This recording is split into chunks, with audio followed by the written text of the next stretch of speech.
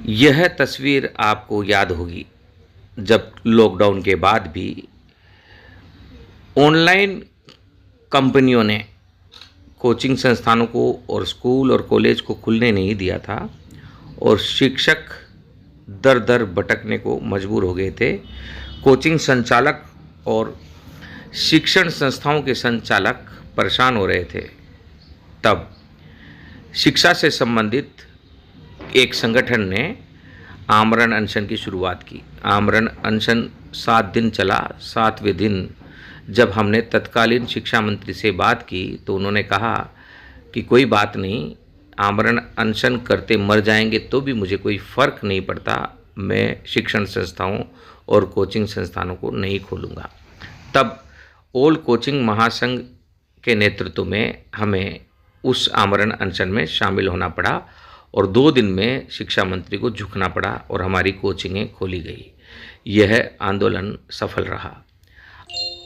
इसके अलावा भी बहुत से आंदोलन समय समय पर हम करते रहे हैं, लेकिन अब जो आंदोलन किया जा रहा है वह कोचिंगों पर लाद दिए जा रहे बड़े शर्त, कठिन शर्त उनको शिथिल करने की लड़ाई है।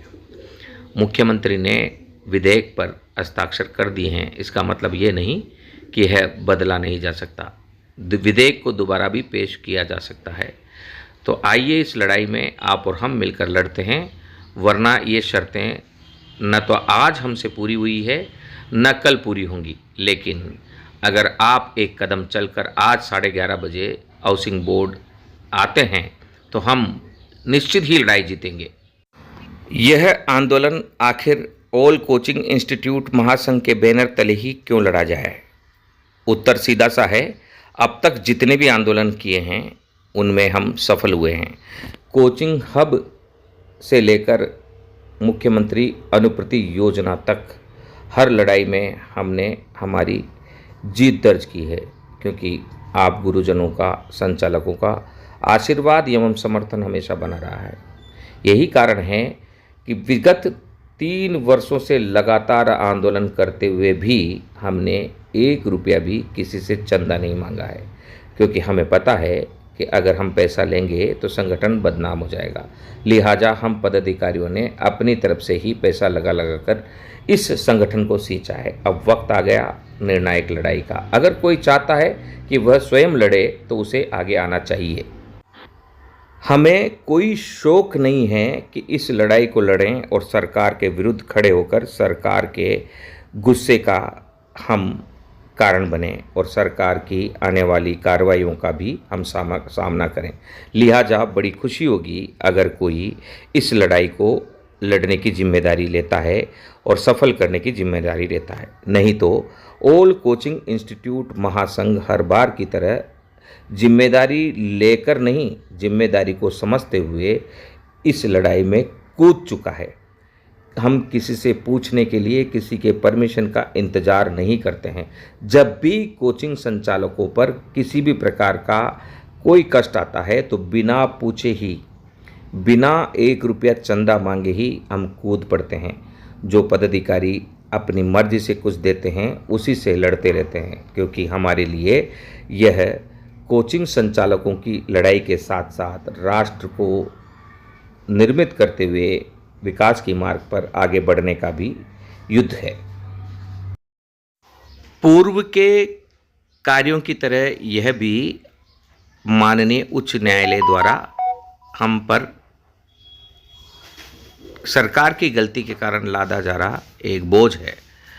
इस बोझ को समाप्त करने के लिए कानूनी लड़ाई के साथ साथ हमें सड़कों पर भी आना होगा। हम निकल पड़े हैं। हम आपको सड़कों पर आने के लिए नहीं बोल रहे हैं। जो भी कोचिंग संचालक हैं, जो भी हॉस्टल संचालक हैं, जो भी लाइब्रेरी संचालक हैं, वे तैयार रहें इस अंतिम लड़ाई के लिए, क्योंकि अगर हम इकट्ठे नहीं होंगे तो इस लड़ाई की आपकी और हमारी आवाज़ सरकार तक पहुंचाने की कोई व्यवस्था ही नज़र नहीं आएगी। हम लगातार आगे बढ़ते रहे हैं। अनुप्रति कोचिंग योजना भी याद होगी, जब लॉकडाउन के बाद में कोचिंग संस्थानों में छात्र नहीं आ रहे थे, तब ऑल कोचिंग इंस्टीट्यूट महासंघ ने पूर्व मुख्यमंत्री से इसे लागू करवाया था मुख्यमंत्री अनुप्रति योजना के रूप में। इस योजना को भी आगे बढ़ाना है। हमने कुछ लड़ाइयाँ लड़ी है, आप सबको पता होगा, हम वक्त वक्त पर आपको भेजते भी रहे हैं। भारत जोड़ो मिशन सोसाइटी के रूप में चुनाव से पूर्व हम बीजेपी का दामन थापकर आज बीजेपी के वरिष्ठ नेताओं के साथ कदम से कदम मिलाकर नरेंद्र मोदी के भारत को बनाने में उनकी कोर टीम के साथ काम कर रहे हैं। हमारी आवाज़ वहाँ तक पहुँचे, इसके लिए ज़रूरी है कि आप हम तक पहुँचो, वरना कोचिंग नियामक आयोग के कठोर कानून का विरोध हम अकेले नहीं कर पाएंगे। कोचिंग संचालकों को अब मुख्यमंत्री से मिलना है और हमारे पास समय अभी कम है। आज का समय बहुत महत्वपूर्ण। आज तीसरा महीना मार्च 11 है और आज ये खबर आप तक आएगी। उसके थोड़ी देर बाद 11:30 बजे तक आपको या आपके प्रतिनिधि को हाउसिंग बोर्ड के कार्यालय विधानसभा के सामने ज्योति नगर पहुंचना है।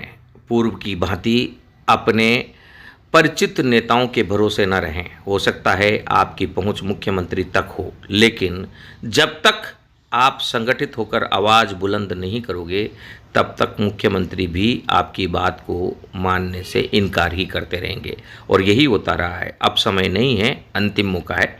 आइए आगे बढ़ें।